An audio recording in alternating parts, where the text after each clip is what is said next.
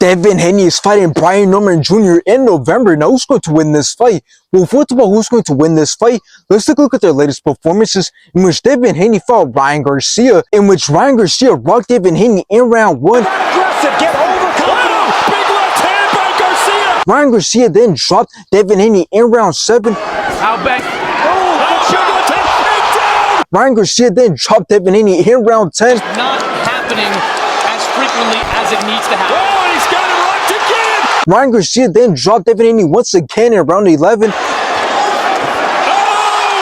And Ryan Garcia won by decision. But then the fight was ruled a no contest since Ryan Garcia failed the drug test. And after this, Devin Haney went on to fight Jose Ramirez, in which was a very boring fight. There was no action at all. Devin Haney was just running, but Devin Haney managed to outland Jose Ramirez, and Devin Haney won by decision. Now let's take a look at Brian Norman Jr.'s latest performances, in which he fought Derek Cuevas, in which Brian Norman Jr. rocked Derek in round 2. Cuevas buckled just a little bit. Oh, and there he goes down.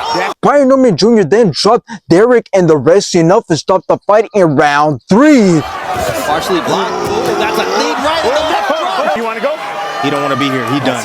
Now after this, Brian Norman Jr. went on to fight Jin Sasaki, in which Brian Norman Jr. dropped Jin twice in round 1. Hands pop right back to the defensive Right side. hand or left hook, hand by Norman. Left-right combination. Brian Norman Jr. landed some great combinations, knocked out Jin Sasaki in round 5. Body shot by Norman.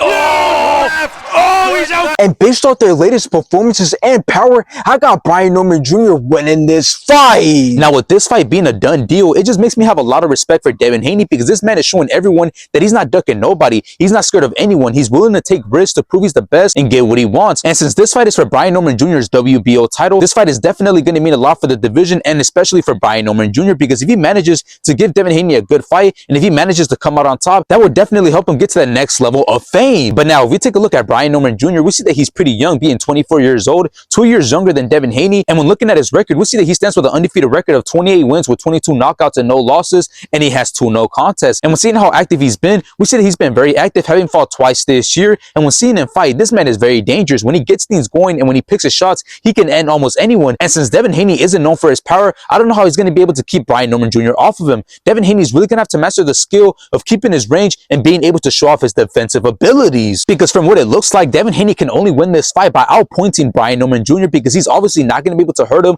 or knock him out. But in the end, I got Devin Haney winning this fight. I believe his skills are going to lead him to victory, even though he doesn't look as dangerous as Brian Norman Jr., as I can see him outboxing and outclassing Brian Norman Jr. throughout the whole entire fight. So once again, I got Devin Haney beating Brian Norman Jr.